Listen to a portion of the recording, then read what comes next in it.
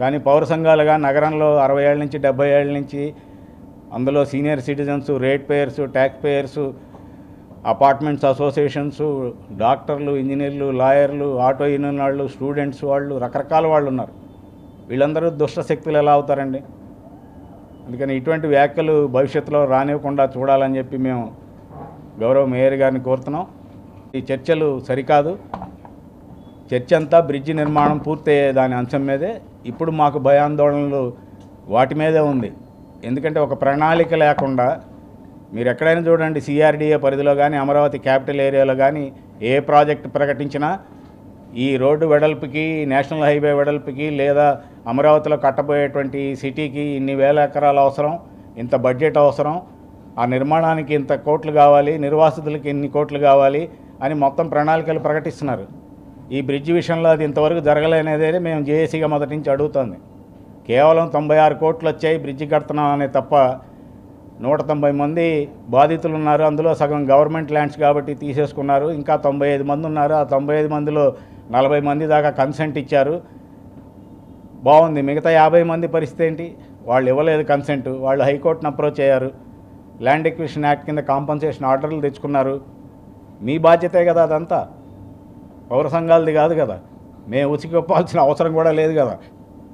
వ్యాపారస్తులు వాళ్ళ ఆస్తుల్ని కాపాడుకోవడం కోసం కాంపన్సేషన్ చట్ట ప్రకారం హక్కుగా వాళ్ళకి రావాల్సింది అడగటానికి న్యాయస్థానానికి వెళ్ళారు. న్యాయస్థానం ఇచ్చింది. అది దానికి మాకు ఎటువంటి సంబంధం ఉంది?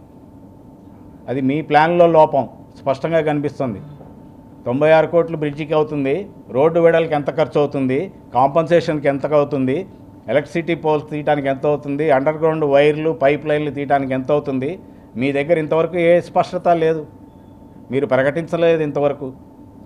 వాటికి నిధులు సమకూర్చుకోవాల్సిన ఉంది. కార్పొరేషన్ ఆ నిధులు స్పెండ్ చేయాల్సినటువంటి అవసరం ఉంది. అంటే ఒక్క రూపాయి కూడా ఖర్చు పెట్టకుండా ఆ 90 కోట్లతోటి బ్రిడ్జి కట్టేద్దామని చెప్పి డిసైడ్ అయిపోయారా? అది ఎలా సాధ్యం అవుతుంది? ఇది పోలవరం ప్రాజెక్టు కాదు. 30 ఏళ్ళ నుంచి నిర్వాసితుల్ని పెండింగ్లో పెట్టి డబ్బులు ఇవ్వకుండా నిన్న కొంత ఇచ్చిన పరిస్థితి. ఒక నగరం, క్యాపిటల్ నగరానికి రాజధాని, జిల్లా కేంద్రంగా ఉంది. గుంటూరు నగరం నడిబొడ్డున్నటువంటి ఒక బ్రిడ్జి నిర్మాణం, చుట్టూ వైద్యాలయాలు, విద్యాలయాలు, వ్యాపార సంస్థలు, వాణిజ్య కూడళ్ళు ఉన్నటువంటి కేంద్రంలో మీరు ఎటువంటి ప్రణాళికాబద్ధమైనటువంటి చర్యలు లేకుండా, వీటిని తొలగించకుండా బ్రిడ్జిని ఎలా నిర్మిస్తారు? ఇప్పుడు గబగబా పడగొట్టి పిల్లలు కట్టేశారు. ఇక్కడితో అయిపోతుందని మా భయాందోళనలు. ఎందుకంటే ఈ కోర్టులో ఉన్నటువంటి ఇష్యూలు పరిష్కారం అయ్యేంత వరకు ఈ బ్రిడ్జి నిర్మాణం ముందుకు సాగదు. ఇవాళ స్పష్టంగా అది అర్థమైపోతుంది. ఈ భయం మేము 6 నెలల క్రితమే తెలియజేశాం. మీ ప్లాన్లో లోపం ఉంది, మీ ఎక్విజిషన్ పాయింట్స్లో లోపాలు ఉన్నాయి. వాటి మీద సరి చేసుకుని అదనపు నిధులు తీసుకొచ్చి ఆర్యూబీకి వెళ్ళండి. ప్రజలు సౌకర్యవంతంగా ముందుకెళ్తారు. అప్పుడు వ్యాపారస్తులు కూడా ముందుకు వస్తారు. వాటితో కూర్చొని చర్చించండి. దీన్ని చేయాలంటే ఎల్ఏ యాక్ట్ ప్రక్రియ మొదలెట్టాలి. అది అసలు ఇంతవరకు మొదలెట్టలేదు. ల్యాండ్ ఎక్విజిషన్ యాక్ట్ చేయాలంటే కలెక్టర్ గారు నోటీస్ ఇవ్వాలి. రెవెన్యూ వాళ్ళు వచ్చి సర్వే చేయాలి, మున్సిపాలిటీ వాళ్ళు కాదు. రోజు వచ్చి 5 సార్లు కొలతలేసి టేబుల్తో షాపుల్ని బెదిరించడం, 5 సార్లు నోటీసులు ఇవ్వటం, తుఫాన్లో మీ బిల్డింగ్ పడిపోతుందని నోటీస్ ఇచ్చి తుఫాన్ రోజు కూడా ప్రయత్నం చేసినటువంటి ఎవరు మర్చిపోతారు ఇవన్నీ? మేము ఇవన్నీ ఎందుకు మాట్లాడదామని ఇన్ని రోజులు మాట్లాడలేదు మిత్రులారా. కానీ ప్రజలకి ఈ సత్యాలు తెలియాలి. మీ ప్లానింగ్లో లోపాలుండి పౌర సంఘాల మీద నిందలు మోపటం అనేది కరెక్ట్ కాదు. దీన్ని తీవ్రంగా మేము వ్యతిరేకిస్తున్నాం. ఎల్ఏ యాక్ట్ని స్టార్ట్ చేయండి, సర్వే చేయండి, మొత్తం రిపోర్ట్ తీసుకోండి. అప్పుడు ఎంత నష్టపరిహారం ఇవ్వాల్సిందో వ్యాపారస్తులకి నమ్మకం కలగజేయండి.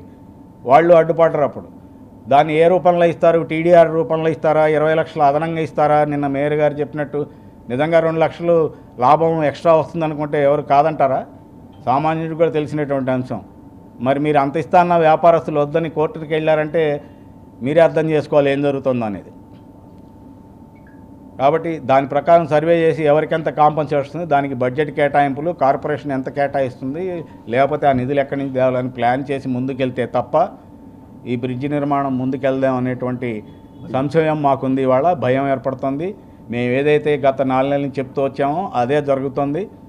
అందుకని ఇప్పటికైనా అధికారులు, గౌరవ ప్రజాప్రతినిధులు ఈ నగరానికి అదనంగా మనం ఏం తెచ్చినా తేకపోయినా, మీరు ప్రాజెక్టులో నిన్న ప్రకటన కూడా చూశారు మీరందరూ. 5 ఆర్ఓబీలు నగరానికి వస్తున్నాయి, 4 అని ప్రకటించారు.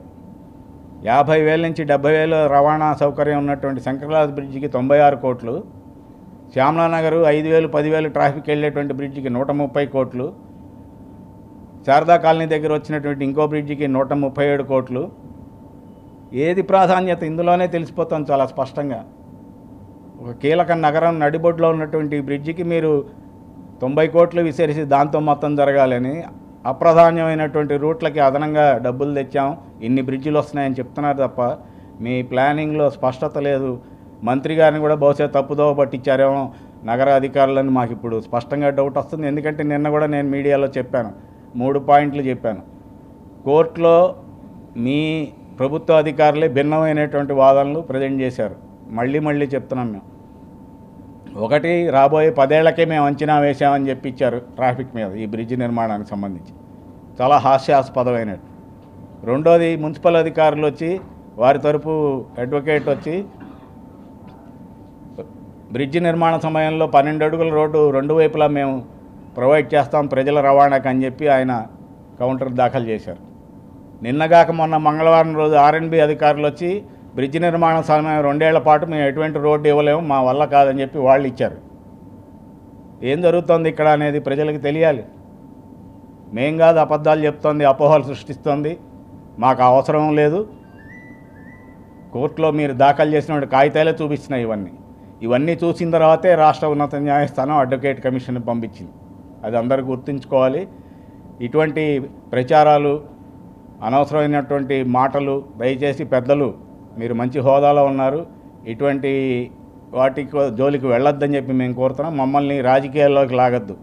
ఈ నగర అభివృద్ధికి మా వంతు సహకారం ఏం కావాలో మేము చేస్తాం, దాని వరకే పరిమితం అవుతాం. ఇతర అంశాల గురించి మేము మాట్లాడాం. ఈ బ్రిడ్జ్ నిర్మాణం ముందుకెళ్ళటానికి భవిష్యత్తులో ఏ సహకారం కావాలో అది కూడా మేము అందిస్తాం. కానీ ముందు మీరు చేయాల్సింది చట్టపరంగా మీరు చేయండి, చట్టాన్ని ఉల్లంఘించకుండా అవి అమల్లో తీసుకురండి. ప్రజలు కూడా హర్షిస్తారు. లేదా రాబోయే 4-5 ఏళ్ల పాటు నగర ప్రజలు నరకం అనుభవించాల్సి వస్తుంది ఈ బ్రిడ్జ్ నిర్మాణం కనుక ఆగిపోతే. దయచేసి మీడియా మిత్రులు కూడా పాయింట్స్ ఇంపార్టెంట్ ప్రజల దృష్టికి వెళ్ళే వైపు తీసుకెళ్ళమని చెప్పి కోరుతున్నాం. Thank you.